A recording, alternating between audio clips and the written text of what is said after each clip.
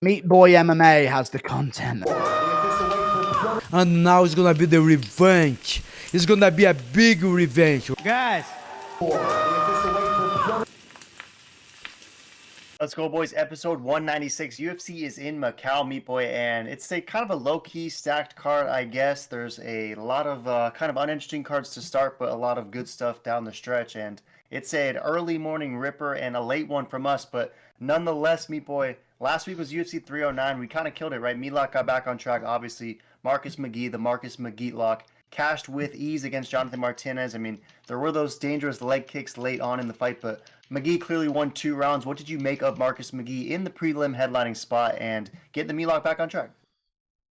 Yeah, I mean, there was never a doubt.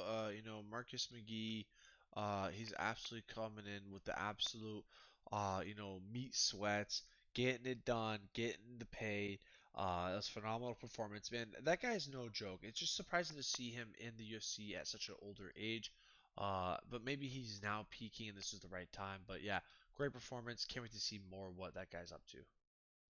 Yeah, he's definitely peaking for sure, and you wonder if he can continue to do just that because he's on quite the trajectory and probably earned a lot of new fans in that prelim opportunity that he got for sure. And overall, your boy went 7-1, you went 6-2. The only one you missed was your boy Basil Halfass against my boy Oban Elliott. Oban got that sleep late third round finish in a pretty competitive fight, and then the other one was Damon Jackson against Jim Miller. I called Jim Miller in that one. I said he'd find a way to get it done. He did again. He's 40 years old. Says that he wants to get 50 UFC fights and then it'll be a hard stop. What did you make of Jim Miller? First round finish over your boy, the Leech? Yeah, no, that was a brutal one. I thought Jim Miller, it was like wouldn't surprise me, but man, somehow he's defining logic in modern day science where they say age is not your friend when it comes to competing, but for Jim Miller, somehow it is. It's like he's getting better the older he gets. He's like turning into wine. The older he gets, the better he becomes. So it's truly fascinating to see.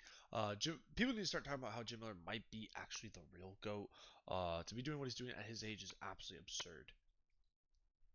100%. I think he's a Hall of Famer. DC would disagree. You'd have to let us know in the comments whose side of that argument you're on. But nonetheless, Mauricio Rufy, easy lock. We called that. Obviously, Bo Nickel was the same over the Bear Jew. T. Burrow, we were all over Janata Diniz. And that was a fight where Herb Dean was simply going to let Diniz actually go out on his shield and permanently at that. But nonetheless, a doctor did Herb's job for him, got that fight stopped. Easy light work finish for T. Burrow. And then the co-meet, I had Chandler, a fun, interesting, entertaining fight. Gotta love the backpack slams at the end of the fifth round. Pure entertainment from Michael Chandler, the only dude who can lose 5-0 and then get a post-fight promo on the mic. He definitely occupies his own lane, but you called Oliveira. He made it look somewhat easy, I would argue. Is Oliveira next at the title?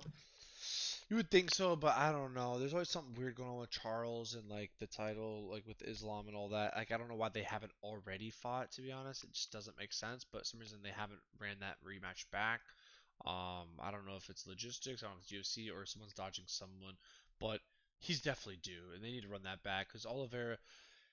I mean, it's inevitable. He is the second best, as we've seen. Um, there's maybe Armin Sarukian, but Oliveira is no joke. Even though he did lose to Armin, but a lot of people thought that Olive beat Armin in that fight. So those are the top three guys. I'm excited to see them all fight.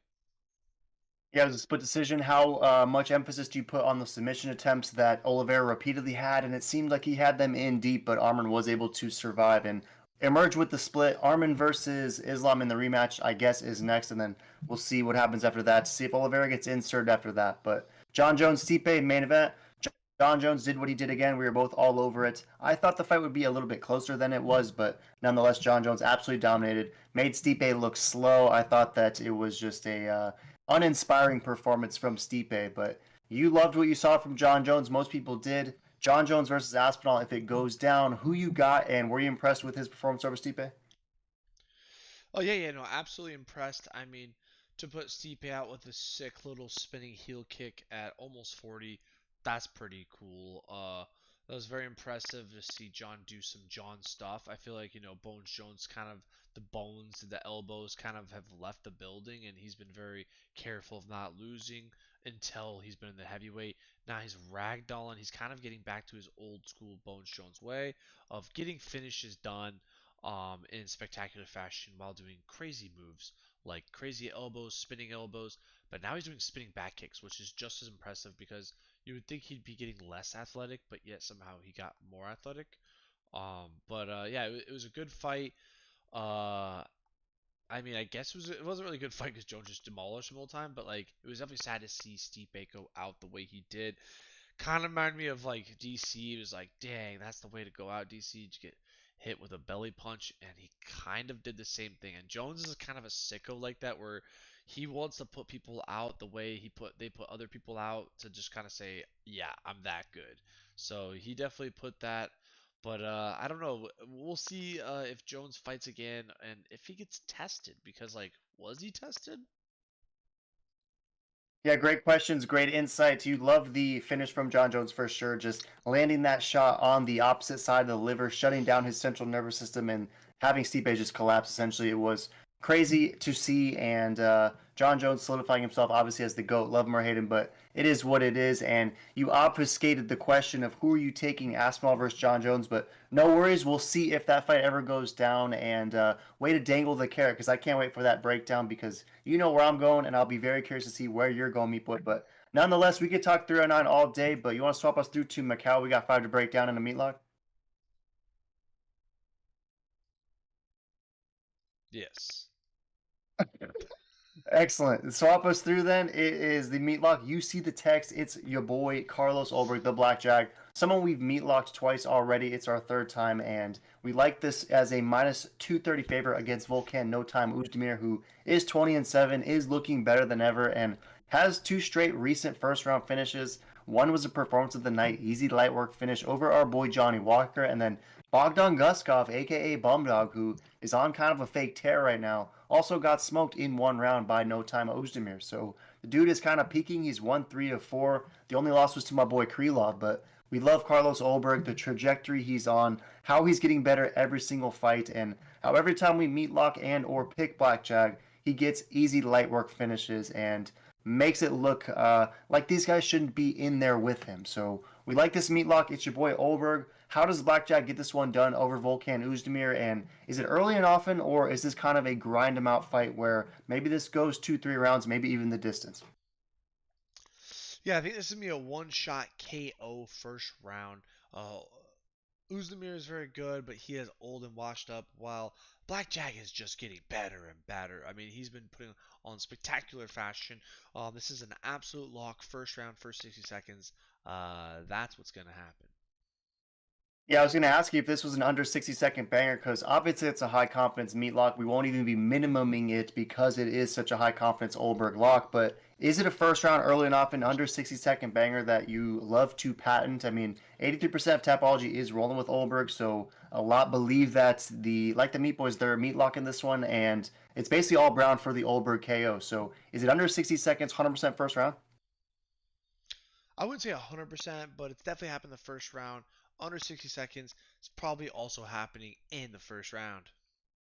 Definitely, probably, but not 100%. But easy light work for the blackjack finish. Whether it's first round, whether it's second, maybe even he has to get this one done in the third. Carlos Ulberg's going to find a way to get this one done over No Time Uzdemir, and we'll be keeping it simple, throwing it down at easy 460 to net 200. Get us meat lock 111, 111 our second in a row, and it's the CKB Aussie New Zealand fighter blackjack Carlos Ulberg getting it done for the Meat Boys again. So I'll go second round finish. You like first round. Any last thoughts on the Meatlock? No, fun fight.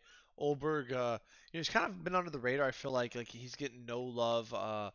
Like he's very good, beating everyone, knocking everyone, but yet like no one really knows who that is. So I'm curious if this is like the fight to make put him on the map. But then again, they put him on a card that's at like 3 a.m. that nobody's gonna watch. So probably they don't care. But it will be interesting. It's a meat lock. Take it to the grill.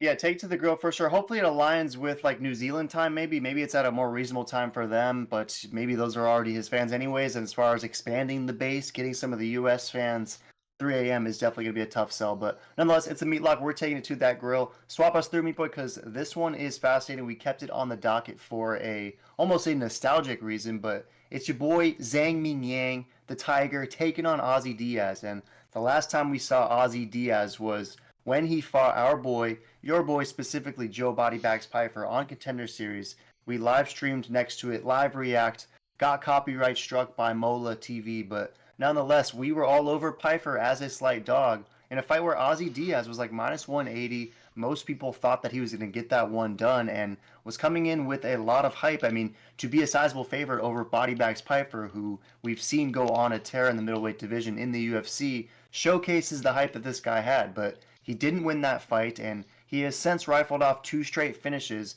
in the LFA, and one of them was against a former UFC guy in Bevan Lewis, who he finished in the second round. So Ozzy Diaz is getting his opportunity, but he's taking on a 26-year-old hype beast physical specimen in Zhang Mingyang, who is 16-6 and just absolutely smoked Brenton Hibero in the first round. It took 100 seconds, and the dude made a statement in his debut. He earned the contract via Road to UFC, but he took out Tuka Tokos, Chang Xiang Huao, and a lot of other pretty bad fighters. So how good is Zhang Mingyang, and is peak Ozzy Diaz after the Joe Bodybags Piper hiccup ready to come in and shock the Tiger?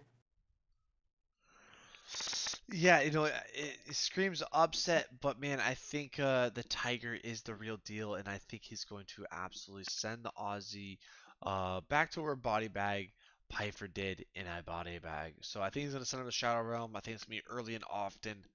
Either way, whoever wins, I think this fight is going to go very quickly. Both these guys, they throw bombs, they get fights done early, and it's going to be often. Yeah, I mean, and Zhang Mingyang is a minus 350 favorite. He's an even greater favorite than is Carlos Ulberg, and Ozzy Diaz around plus 270. Tapology is mirroring those lines as well. 93% going with the Mountain Tiger. Only 7%, essentially friends and family, are rolling with Ozzy Diaz. And of all the 93% backers who are taking the Mountain Tiger, it's basically all bound for the KO. So they agree with you. It's going to be an early and often finish. Any chance this fight goes 1 or 2 rounds? And if so, is there any concern? I mean, this guy Zhang Mingyang is known for getting first round finishes. So if the homie Ozzy Diaz can perhaps survive, test him in those middle parts, could this get sketchy? Or, I mean, if you look at Ozzy Diaz, he gets a lot of first round finishes too. I mean, is this basically just have 3 minutes or under written all over it? It really does have 3 minutes or under written all over it. This should be fireworks. It should be a fun fight. But yeah, it's gonna end early and often. That's for sure. Yeah, this was interesting for sure. Maybe you clench the over at plus 175 and see what happens, but probably ill advised. This is probably a Mountain Tiger W, although at minus 340, it seems a little bit too volatile for me. So officially, I'll roll with you. I'll take Ming Yang Zhang. I don't know what his ceiling is, but is he better than peak Ozzy Diaz, 34-year-old guy making his debut? Probably the case. We'll see, though. Let us know in the comments if you're taking Mountain Tiger or Ozzy Diaz. Two Aussies sleep as him, but I'll go Zhang first round finish. You the same? Yes, absolutely. Yeah, swap us through then. Another interesting one. It's Kong Wang who is taking on Gabriela Fernandez, and Kong Wang is, I mean, the narrative coming into this one is this is the woman who beat Valentina Shevchenko, right? And it was way back in 2015. It was Kong Wang's only second career fight. Essentially, she had a draw in the first one or no contest, and then she fights Shevchenko in kickboxing and wins unanimous decision. And since then, she is 6-0 in MMA, and obviously we know what Valentina has done. And when we saw Kong Wang debut against Victoria Leonardo just a few months ago, she absolutely slept her in 62 seconds, performance of the night. And obviously Victoria Leonardo was probably the worst fighter on roster, but Kong Wang packed a unique punch that not a lot of women in this division have, and the fact that she's 3 fights from the top obviously suggests that the UFC wouldn't mind fast tracking this woman and perhaps getting a rematch against Shevchenko, very similar to a Pereira and Izzy situation, right? Where they had fights in different sports pre UFC, fast track one guy, get them the rematch in the UFC. Seems like that's what's trying to happen here, but she's going to have to go through Gabriela Fernandez, who is coming off a UFC win herself. It was a split decision, though, and it was against Carly Judice, who exactly. So you wonder what Gabriela Fernandez will bring in this one. She's a sizable dog, and Kong Wang at minus 800 is the biggest favorite on the card. So does Wang Kong make easy light work of Gabriela Fernandez, or Gabriela Fernandez coming in for the upset? Gabriela Fernandez, I mean, maybe upset, but I think this is also gonna be easy light work. Like, sure, she did fight a bum her first fight, but she got it done in spectacular fashion, easy KO. I think the same thing's gonna happen in this one.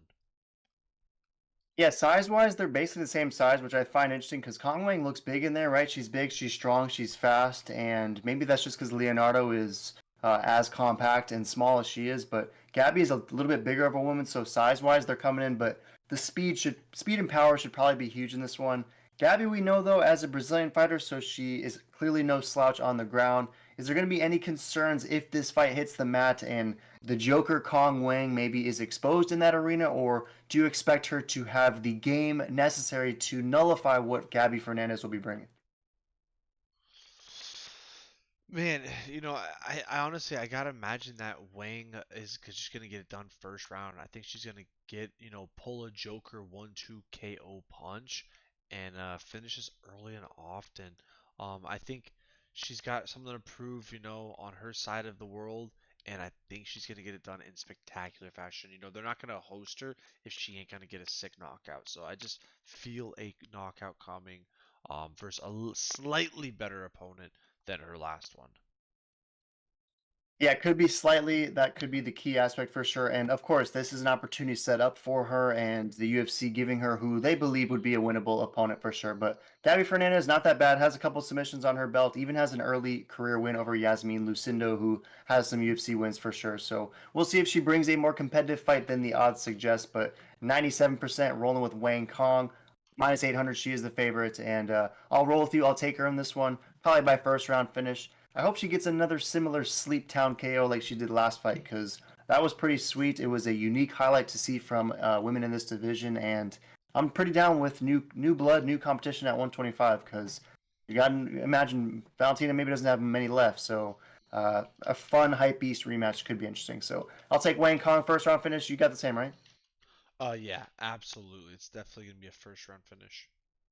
Let us know if we're buying too much of the hype beast with Wang Kong and Gabby Fernandez is tougher than the odds suggest. But swap us through, Meat Boy. It's another hyped up co-meet event. It's Yan Xiaonan, a minus 198 favorite, taking on Tabitha Ricci, the baby shark, who she keeps winning fights, right? She's won two straight. She's won 6 of 7, and the only loss in there was a split decision to Lupi Godinez. And ever since losing that debut in the UFC to Manon Fiorot, who is arguably the next title challenger and probably going to be a long reigning champ in my opinion. But she lost that fight. She's won everything else since then, and now she's taking on Yan Xiaonan, who has lost 3 of 5. She just went the distance against Wei Li Zhang in a sweet fight, but one that she definitely lost. And her only recent wins are against Jessica Andrade, who has a lot of recent L's, and a nice majority decision win over Mackenzie Dern, who is arguably peaking. So you wonder what you're getting from Yan Xiaonan. Co-meet event though against Tabitha Ricci, and she's a decent favorite. So my first question is, who do you think that this fight is designed for, and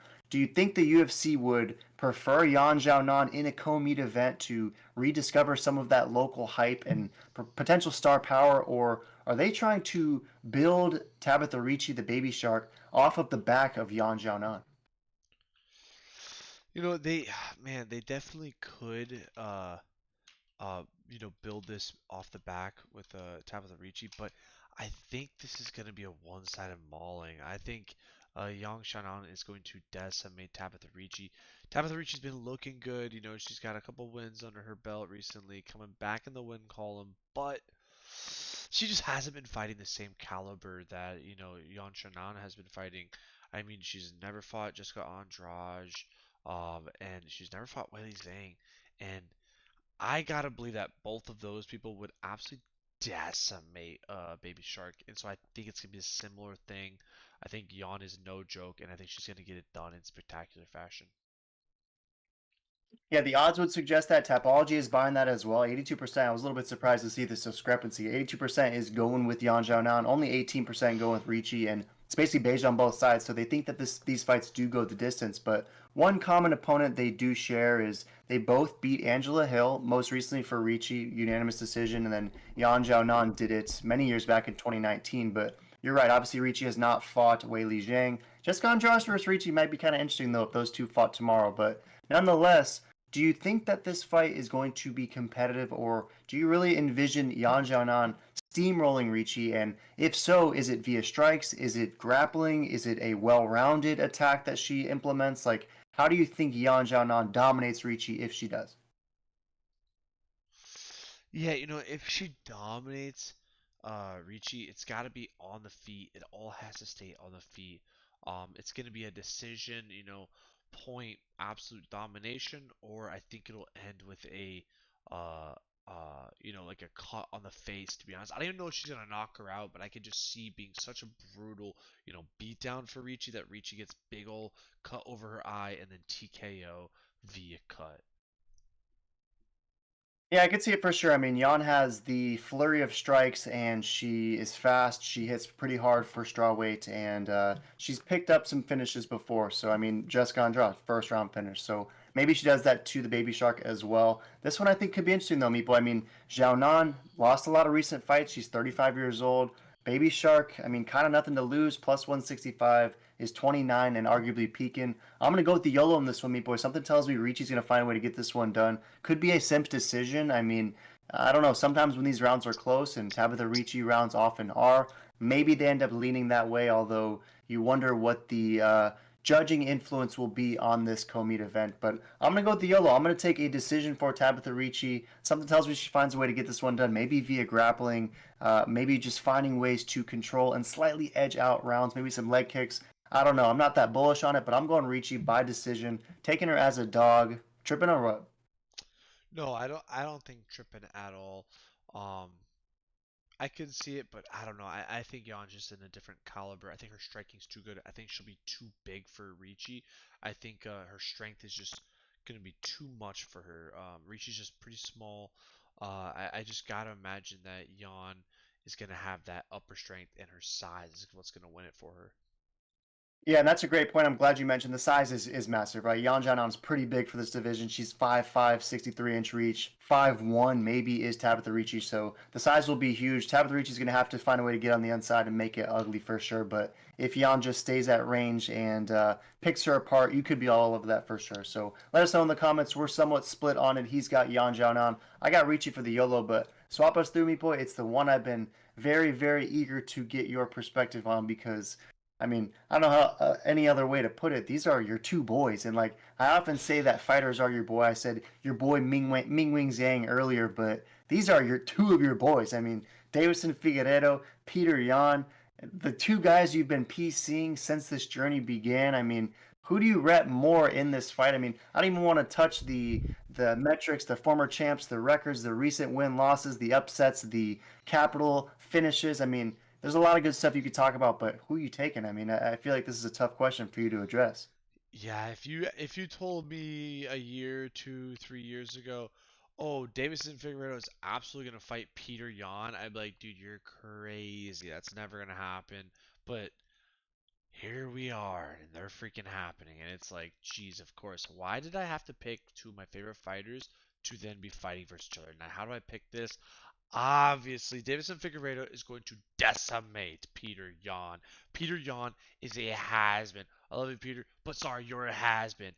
Davison Figueiredo, easy work. TKO ground and pound. Third round. A lot for me to digest there, meat boy. Peter Yan, No Mercy, now known as the Has Been. I mean, this is someone that you've been repping since the very beginning. So to see the fall from grace is truly a striking thing. But Deus de Guerrera is a guy that you've always been with. I mean, I guess you could say the same thing about No Mercy. So it's a tough one for sure. He is, though, 5 years older, and he is a decent dog in this one. So I'm curious to get you to expand on it because I was very shocked by these odds. I mean, plus 245 is Figgy, minus 305 is Peter Yan, and to me, I thought this would be closer to a pick'em. You had said maybe No Mercy. Peter Yan is a slight favorite, but he's a 3-1 favorite. Tapology's obviously bullish on him, 71% going with him to get it done. Only 29% going with Deus de Guerrera, Davison Figueiredo. So you're clearly bullish on Davison. You've announced your allegiance to the 36-year-old fighter in this equation. How does he get this one done, and how do you rectify the Tapology and Vegas metrics, despite the fact that you're so bullish on Figgy? I just think Figgy has more to offer Peter Yan. It got him to the dance, but Peter Yan, it just doesn't seem like Peter Yan's been really evolving. Like he was already such a high level. I mean, correct me if I'm wrong, like has Peter Yan shown a massive improvement since we already knew he was phenomenal in the UFC? I would argue heavily no, he really hasn't. But Figgy's kind of had this up and down. He's the GOAT, and then the Moreno curse, and would lose and barely make weight. But it's like he's a new Faggy. Like it's a new god of meat. Like he is here to stay. He is decimating everybody light work in this new weight division. And so I think people are underestimating on how nasty Davison Figueiredo was, how big Davison Figueiredo was and is, and how this upset is going to be very juicy when it happens. Yeah, size-wise, it's interesting, right? Because Davison Figueiredo's 5'5", Peter Yan's a sneaky 5'7", but Figgy will have a slight reach advantage in this one, so it'll be curious to see how that one stacks up. Do you anticipate this fight taking place mostly on the feet? Do you anticipate Figgy trying to shoot for some takedowns early and try to have some success there? I mean, when Peter Yan was losing a lot of his recent fights, I mean, Marab took him down repeatedly. Obviously, the fight against Aljo featured a lot of groundwork and takedowns for Aljo, so do you expect Figgy to try and implement a similar game, maybe get his submissions going? I mean, Figgy is a guy who has 9 career subs, yet people tend to kind of sleep on his ground game and really only value him as this potent striker. But do you see that being a pathway for Figgy, or is he just coming to starch him? I could see Figgy going methodically and just win 3 rounds, or all the rounds. But then also I could see where Figgy just absolutely knocks his teeth in and gets a sub on the ground. It wouldn't surprise me. Figgy has all sorts of ways to win. Peter Yan, to be honest, like it's either like just box him and somehow outpoint him, but I don't know how he's gonna do that with the reach. He couldn't do that versus Sugar Sean. He's probably not gonna do that versus Figgy. Yeah, I mean, I see your point. Although a Figgy 5'5", Sean about 6 foot, so maybe it could be a little bit different in that regard. Another interesting fact, Meat Boy, Peter Yan's never been finished, right? He's only has a handful of losses, all by decision. So if Figgy is the first one to get this done by finish, that would be quite impressive, especially at 36, especially up a weight class. I mean, we know this is a guy who dominated 125 and is now on his 135 ascent, and he already went through Cheeto Vera most recently and made it look pretty easy. Believe we even meatlocked that one for sure. So final last pitch on Figgy. I know deep down you had to be a little bit torn. I obviously can sense some hyperbole, and I know you think Jan does have a pathway. But what's the final pitch for why Figgy gets this one done? And is it really first round? You know, I would love to say it's first round guaranteed, but I think it will be early and often, but like most likely these guys' sizes, these guys aren't spectacular KO masters for the most part. It's probably going to be a third round finish or a decision. But it's going to be a great fight. It's going to be a crazy fight. I really don't even know where it's going to be. I don't know if it's going to be stand up the whole time or a lot of grappling or what, but I'm excited to see what Figgy's game plan is. And I'm excited to see what Peter Yan does. Because if Peter doesn't win this, he's probably going to BKFC. I'm excited as well. I think there are pathways for both fighters. And you had asked the question, what improvements have we seen from Peter Yan? I think the best thing that you could point to would just be that most recent fight against Song Yadong and the fact that he lost 3 straight. He lost 4 of 5. Back was up against the wall, fighting against a young hype beast who a lot of people thought might be the next champ. And he pulled off a unanimous decision victory. So whether his skills looked notably improved or if they just remained on that already elite level, I think is a conversation. But the win over Song Yadong is a solid one. For the pick though, Meat Boy, I will roll with you. I'll take your boy Figgy. Something tells me though that Jan obviously has a lot of life in this fight, and the fact that the odds are minus 300 suggests to me that I and we might be missing something in this equation. But perhaps we're all over this absolute Figgy dog lock, fig lock, because Figgy they love to sleep on, and oftentimes when you do, the opponent is the one who is sleeping. So let's take Figgy as the dog lock plus 250. I'm going to go by fourth round finish. I'll agree with you. He's the first one to finish Peter Yan. Are we calling this one? Yeah, no, I think Figgy is going to finish Peter Yan, and Peter Yan will be the first person to lose in spectacular decimation by the God of Meat.